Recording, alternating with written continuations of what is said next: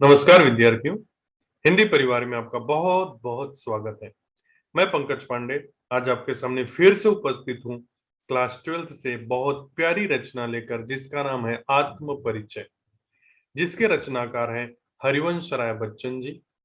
तो अगर आप चाहते हैं कि आत्म परिचय कविता आपको अच्छे से समझ में आ जाए, आपके सारे डाउट्स क्लियर हो जाएं, तो ये वीडियो बिना स्किप किए अंत तक जरूर देखिएगा, क्योंकि इस वीडियो में एक्सप्लेनेशन के साथ साथ हमने आपके लिए बहुत ही इंपॉर्टेंट एमसीक्यू भी बनाया है, जो परीक्षा की दृष्टि से आपके लिए बहुत ही महत्वपूर्ण है। इसलिए वीडियो अंत तक जरूर देखिए, और वीडियो पसंद आए तो वीडियो पर अपना प्यार दिखाते हुए वीडियो को लाइक करके दोस्तों में शेयर कर दीजिए, क्योंकि वीडियो पर आए आपके यही प्यार और दुलार हमें नए नए टॉपिक पर वीडियो बनाने के लिए मोटिवेट करते हैं, प्रेरित करते हैं। तो आइए शुरुआत करते हैं, और सबसे पहले कवि के बारे में जानेंगे कि हरिवंश राय बच्चन कौन थे। अगर मैं किसी भी बच्चे से पूछता हूं कि हरिवंश राय बच्चन कौन थे, तो सारे बच्चों का जवाब आता है कि सर, हरिवंश राय बच्चन अमिताभ बच्चन के पिता थे। कोई भी बच्चा ये नहीं बोलता कि अमिताभ बच्चन इनके बेटे हैं। इससे हमें बहुत बड़ी सीख मिलती है मेरे प्यारे विद्यार्थियों, कि जिस पिता की पहचान उसके बेटे से होती है, वो पिता इस दुनिया में बहुत ही भाग्यशाली होता है। इसलिए आप भी अपने लाइफ में हमेशा इस चीज का ध्यान देना कि आप अपने पिता की पहचान बनना। आप जीवन में वो काम करना कि आपके पिता की पहचान आपसे हो। तो अगर इनके जन्म की बात करें तो इनका जन्म 27 नवंबर 1907 में इलाहाबाद में हुआ था, और इनकी दो शादियां हुई है। पहली शादी इनकी हुई थी 1926 में श्यामा बच्चन के साथ, लेकिन ये रिश्ता ज्यादा दिनों तक नहीं चला, और 1936 में ही 10 साल के बाद ही टीबी की बीमारी के कारण इनकी पत्नी का देहांत हो गया। और उसके 5 साल बाद 1941 में 1941 में इन्होंने तेजी सूरी से दूसरी शादी की, और अमिताभ बच्चन और अजिताभ बच्चन उन्हीं के बेटे हैं। पहली पत्नी से इनको एक भी बच्चे नहीं थे। ये मैं आपको इसलिए बता रहा हूं क्योंकि ये इस कविता से संबंधित है।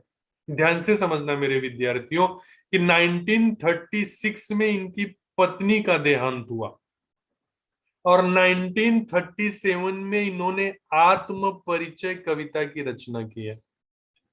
आत्म परिचय अर्थ नाम से ही पता चलता है, आत्म मतलब खुद का, परिचय मतलब परिचय देना। तो वो खुद के बारे में बता रहे हैं कि उनका जीवन कैसे चल रहा है, वो दुनिया को किस नजर से देखते हैं, वो लोगों को किस नजर से देखते हैं, वो लोगों के लिए क्या करते हैं।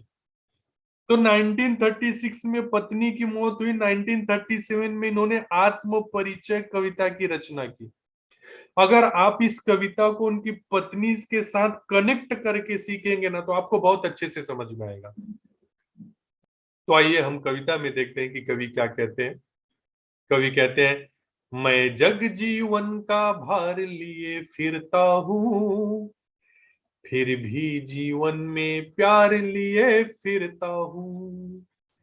कर दिया किसी ने झंकृत जिनको छू करके, मैं सांसों के दो तार लिए फिरता हूँ। मैं स्नेह सुरा का पान किया करता हूँ, मैं कभी न जग का ध्यान किया करता हूँ। जग पूछ रहा उनको जो जो जग की गाते, मैं अपने मन का गान किया करता हूँ। फिर भी जीवन में प्यार लिया फिरता हूँ। कवि कहते हैं, मैं जग और जीवन का भार, जग मतलब ये दुनिया की जो जिम्मेदारियां हैं, और ये मेरे मेरे जीवन की जो जिम्मेदारियां, मेरे जीवन का जो बोझ है, मैं सबको लेकर चल रहा हूं। भले ही मेरे जीवन में तकलीफें हैं, समस्याएं हैं, प्रॉब्लम्स है, भले ही अब ये जीवन मेरे लिए बोझ बन गया है, फिर भी मैं जीवन की जिम्मेदारी को, फिर भी मैं इस दुनिया की जिम्मेदारी को और अपने जीवन की जिम्मेदारी को एक साथ लेकर चल रहा हूं। अब ऐसा नहीं है कि मेरे जीवन से प्यार समाप्त हो गया, मेरे अंदर प्यार बचा ही नहीं, फिर भी जीवन में प्यार लिए फिरता हूं। मैं लोगों को प्यार बांट रहा हूं, मैं लोगों को प्यार दे रहा हूं, मैं लोगों से प्यार से पेश आता हूं।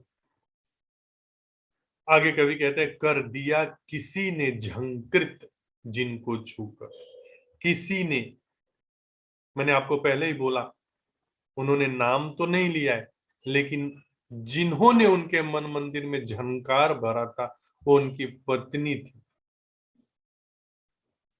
कहते हैं, जिसने मेरे मन मंदिर को छू करके मेरे मन मंदिर रूपी वीणा में झंकार भर दिया था, आज मैं सांसों के दो तार लिए फिरता हूं। आज मेरी सांसें उन्हीं की यादों के सहारे चल रही हैं।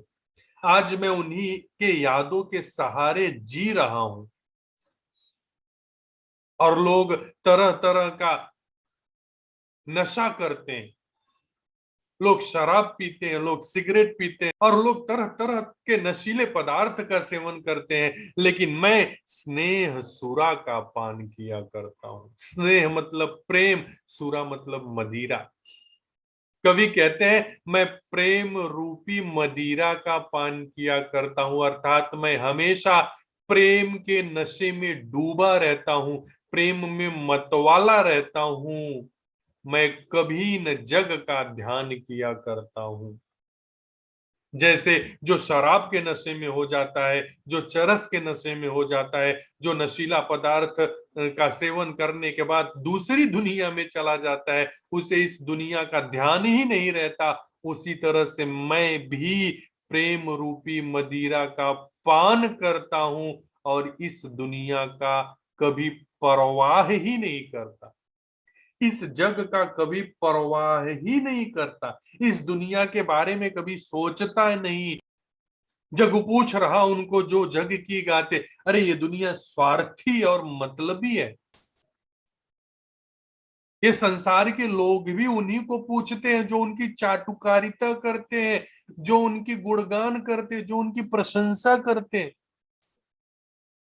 मैं तो अपने मन का गान किया करता हूं, मैं अपने मन के गीत गाता हूं, मेरे मन में जो आता है मैं वही कहता हूं, वही बोलता हूं। मुझे इस दुनिया की परवाह नहीं है। आगे कवि कहते हैं, मैं निज उर के उद्गार लिए फिरता हूं, मैं निज उर के उपहार लिए फिरता हूं। है यह अपूर्ण संसार न मुझको भाता, मैं स्वप्नों का संसार लिए फिरता हूँ। मैं जला हृदय में अग्नि दहा करता हूँ, सुख दुख दोनों में मग्न रहा करता हूँ।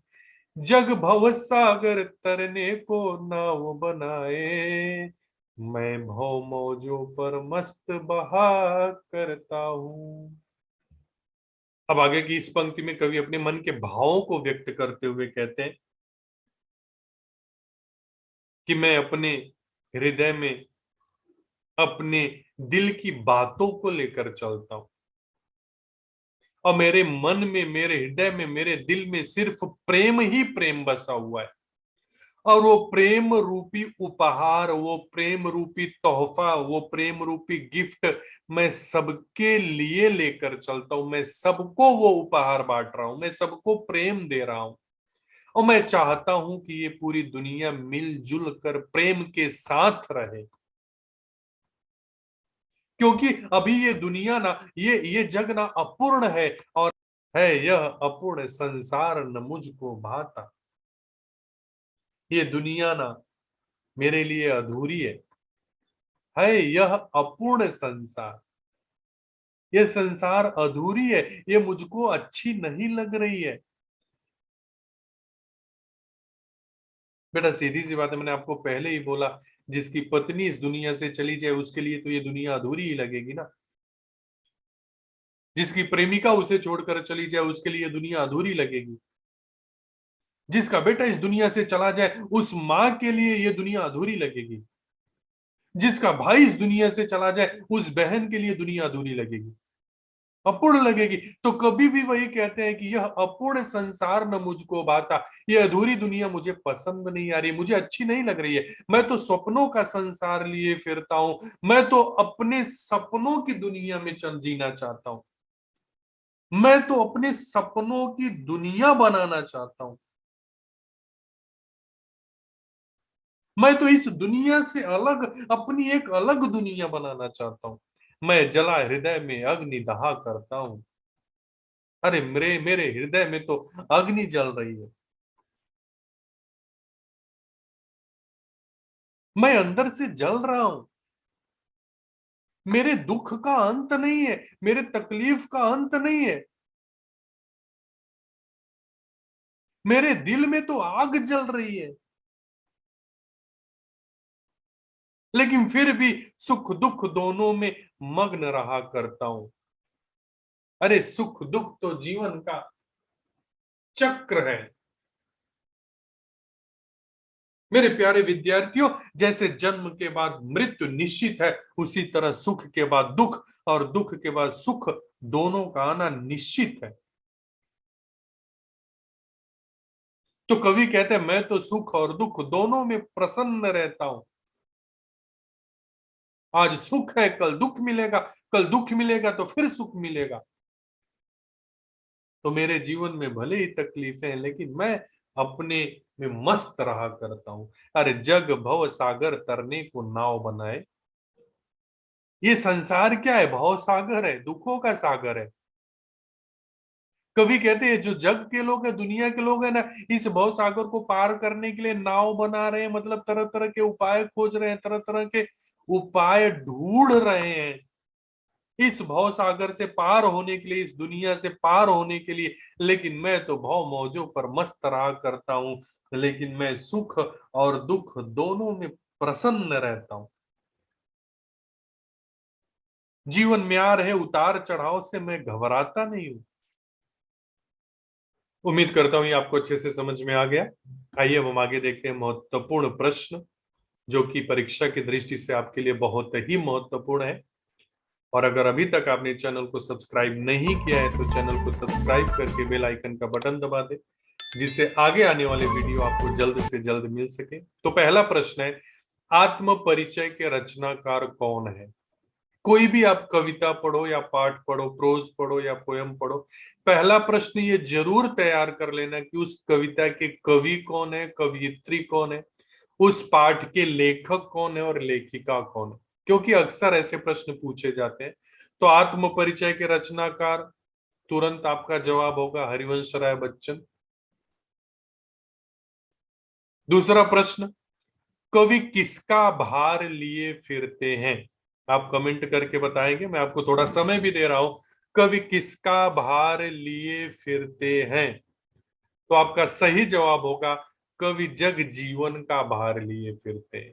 तीसरा प्रश्न है, स्नेह सुरा का अर्थ क्या है? बहुत ही महत्वपूर्ण प्रश्न है। स्नेह मतलब प्रेम, सुरा मतलब होता है मदिरा। मैंने आपको पहले ही बोला, स्नेह सुरा मतलब प्रेम रूपी मदिरा।